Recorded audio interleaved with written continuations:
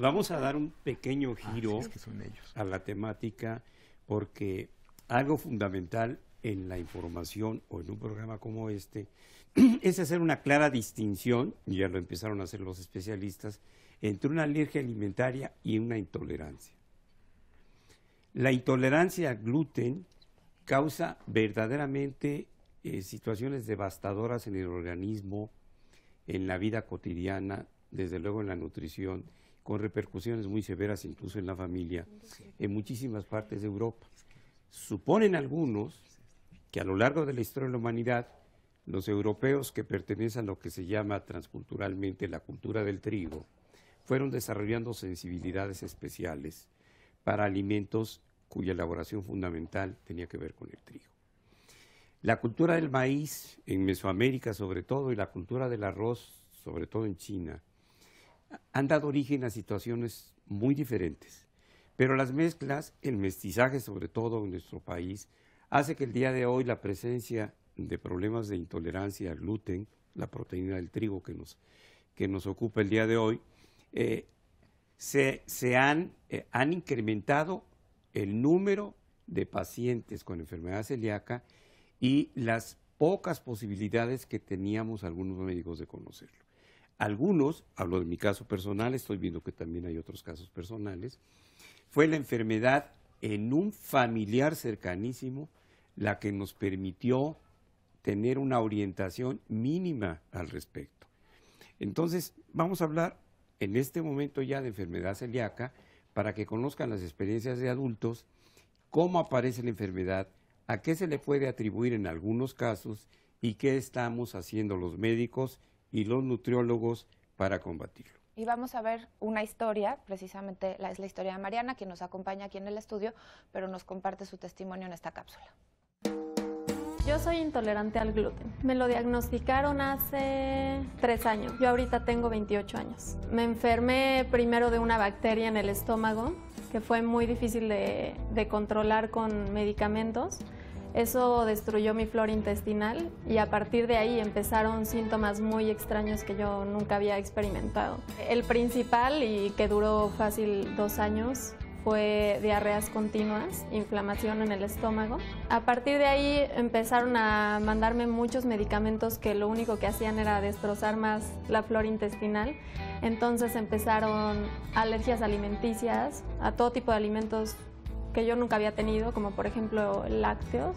Después también me salieron erupciones en la piel, tenía fiebre en algunos periodos, como sudoraciones en las noches. Fueron muchos síntomas incontrolables que nada más se agravaban con los medicamentos, hasta que después de 2 años fue que se dio el diagnóstico. Me hicieron una endoscopía, me hicieron una colonoscopía, me hicieron exámenes de sangre para detectar si estaba la enfermedad celíaca a través de unos anticuerpos y todo salió negativo. Entonces eso era lo que más trabajo le costaba a los doctores, porque lo único que reflejaba es que yo no estaba absorbiendo los nutrientes, pero nada más. Un doctor revisó toda mi historia clínica, me sugirió quitar el gluten de mi vida. Me dio una dieta de 3 meses para quitar el gluten y a través de eso fue como empecé a mejorar. También me quitó los lácteos, porque muchas de las personas que no toleramos el gluten difícilmente procesamos la enzima de la lactosa.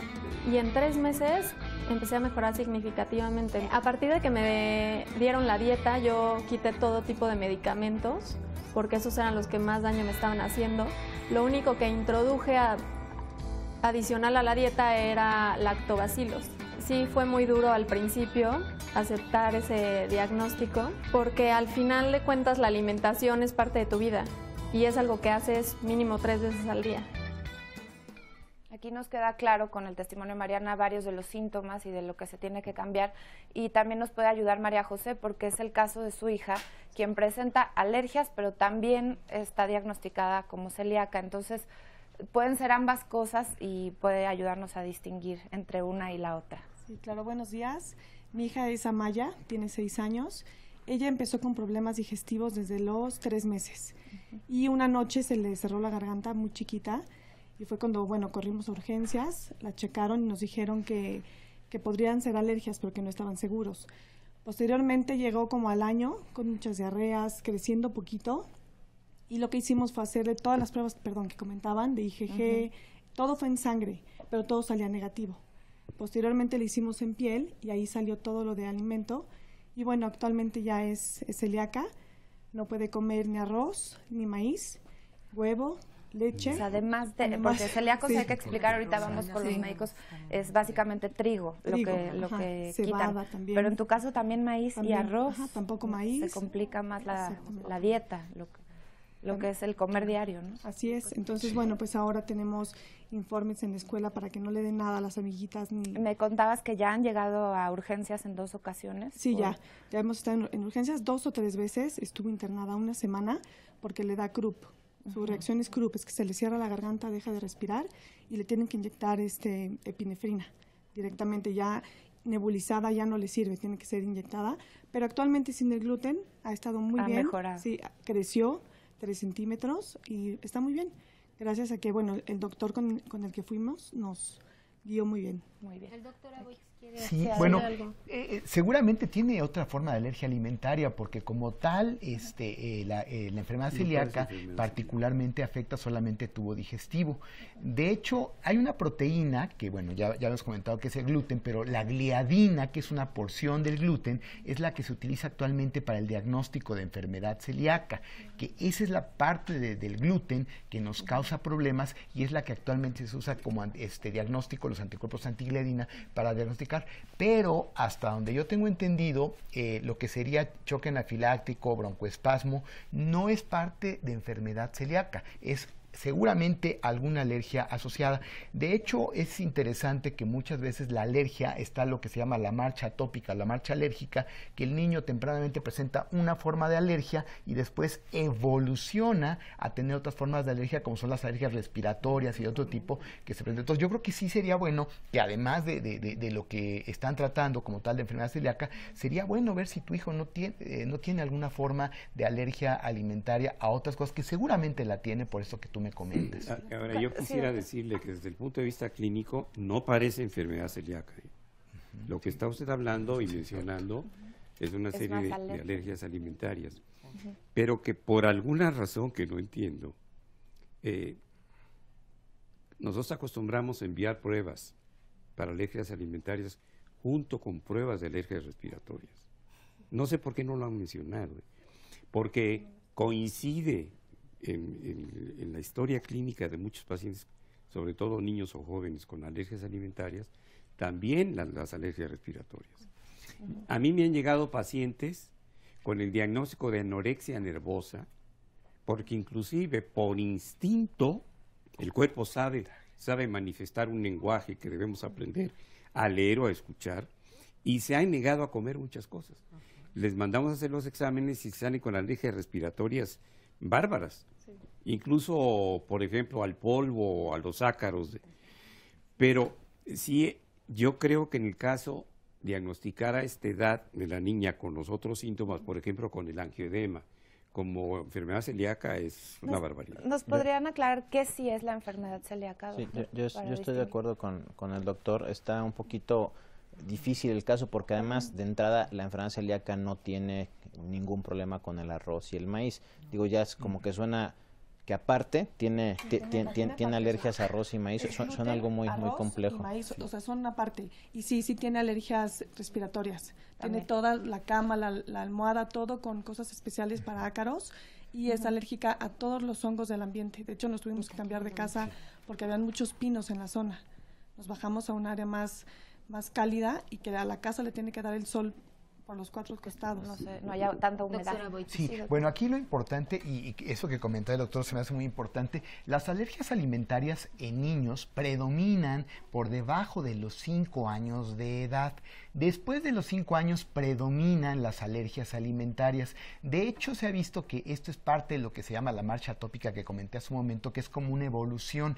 Entonces, buscar alergias respiratorias en un niño pequeño es raro encontrarlas. Por arriba de los 5 años empiezan a aparecer con mayor frecuencia, a veces a los 3, 4 años, alergia a los ácaros, alergia a alergias respiratorias o alergias alimentarias como la donde se inflama la boca, la alergia oral, por ejemplo, que son mediadas por IgE. Esas, por ejemplo, aparecen un poco más tardíamente. Tere. Yo quiero nada más intervenir. Todas las prolaminas que son las proteínas de los cereales, pueden producir sensibilidad. La ceína del maíz es una prolamina, que si tú eres sensible a la ceína, yo tengo un conocido, incluso médico de la UNAM, antropólogo, y es alérgico al maíz, en el país del maíz. Que ese paciente no es celíaco. Y preguntabas, ¿qué sí es celíaca y qué no? Entonces, quiero empezar por definir la enfermedad. Es una enfermedad crónica inmunológica, más que una alergia.